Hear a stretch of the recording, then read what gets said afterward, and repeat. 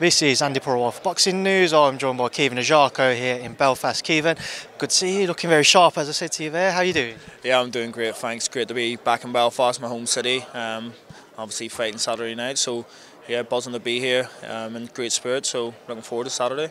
The Troy Williamson fight, it's been billed as a 50-50. I think people slightly favour yourself. With that in mind though, do you feel like you have a bit more between your teeth going into a fight with somebody who's more recognised on these shores in Troy?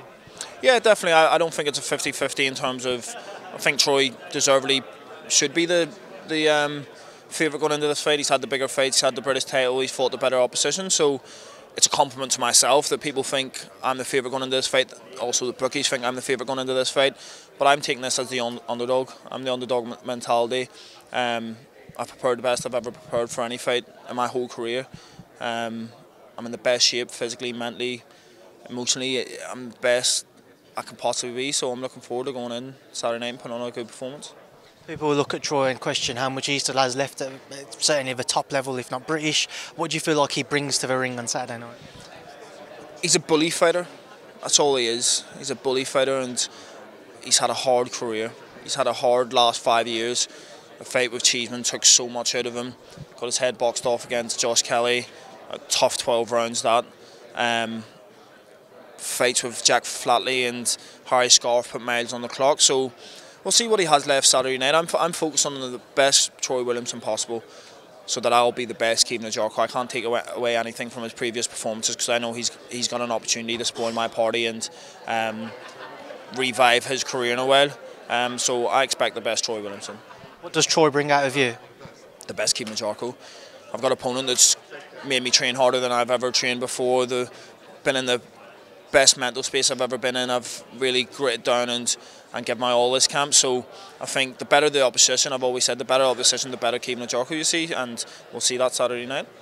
Obviously, a few months ago when Eddie was doing interviews suggesting that he wanted to see fighters take a bit more of a difficult fight, difficult step-ups, people somewhat linked your name to that and why the Troy fight hadn't happened previously. What did you make of any of those comments back then?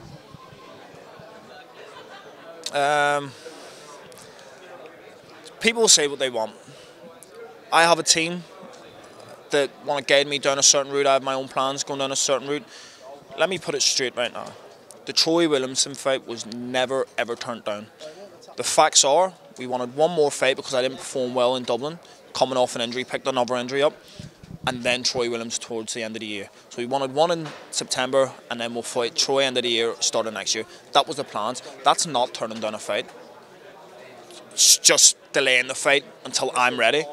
I didn't get that, which I'm okay with, because it gave me more time to let my injuries heal up and a longer camp, a better camp, and prepare. So that's why the fight's happening. When Troy Williamson got offered for me for the 2nd of December, yes, no problem at all. So all this narrative that I turned the fight down, I don't focus on what anyone else says, because as long as I know the truth, my team know the truth, then that's all that matters to me.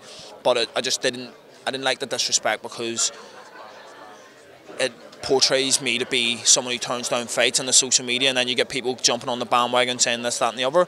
But I don't focus on it too much. The fight's here, it's going to happen Saturday night, and we'll see why I took it. That was the only thing I was going to say. Did it feel a little frustrating at all seeing people maybe, as you say, look at you as somebody who would turn fights down? Yeah, I mean, it tarnishes my reputation a bit, but like I said, as long as I know the truth and my team know the truth, I don't really care. The toughest test of your career so far. I know you don't want to look beyond Saturday night, but if you come away with your hand raised, you can then see yourself as one of the top dogs in the 154 division domestically. Where do you go beyond that? European level and then world contention. I know you can't skip levels in boxing, so I want to go on to European level after this fight, get a good win Saturday night, and then fight for European title hopefully mid next year, and then world level. That 154 division certainly seems like it'll start to open up now with Tim Tszyu holding one title, Jamal Charlo vacating another recently. Do you feel like by the time you feel you're ready for a crack at the world scene, it'll be a very open division? Yeah, definitely. I think with Charlo vacating, the belts are going to scatter. As long as I'm in position to fight for a world title in the next 12 to 18 months, I'll be ready for one. Is there anybody else who comes to mind, Caoimhin, who you'd like to share the ring with along the way? I don't look at the division. I honestly don't look at the division and be like, I want him or him. Whoever's put in front of me, I focus on them at the time. It's a great division. I'm glad to be a part of a real exciting division. So Yeah, there's not anyone I really look at and be like, yeah, I want him next. Just a couple of fights to get your thoughts on, obviously, main event, Conlan-Gill. Mick a big favourite on Saturday night. What are you expecting to see from him? Yeah, obviously Mick big favourite. I think it's going to be a great fight. We know what Jordan-Gill brings to the table. He's tough, and I expect Mick to be the best Mick. He's got to put a lot of demons away after his last performance, and it's in his hometown, so he's going to want to put on his best career performance on Saturday night and get himself back into world contention. Obviously, last week in Dublin, Cully, campmate of yours, came away with a victory against Reece. Mould, what did you make of his performance? I thought it was a punch-perfect performance. Bit eager or a bit nervous early on, but after the third round, he boxed to the game plan perfectly. I'm very proud of Gary because he's going to the same change room, the same venue, walking down them same chairs, same ring, and going against an opponent like Reece Mould. You've got to take your hat off to him, especially after his coming off a knockout loss. So very proud of my teammate Gary, because a lot of fighters would have took an easier fight and wanted things differently, but he had to put his demons to bed, and he did just that. Katie Taylor defeating Chantelle in their rematch. What did you make of Katie's victory? Unbelievable. She's her special is Katie Taylor. She's, for me, the best Irish athlete of all time. She has never looked better than she did on Saturday night. I didn't think her hands could get faster, and she looked like a 20-year-old Katie Taylor. Unbelievable. It's just what a woman she is. What would you rather see for her next? A trilogy at Croke Park with Chantelle or the Amanda Serrano rematch at Croke Park? If I could personally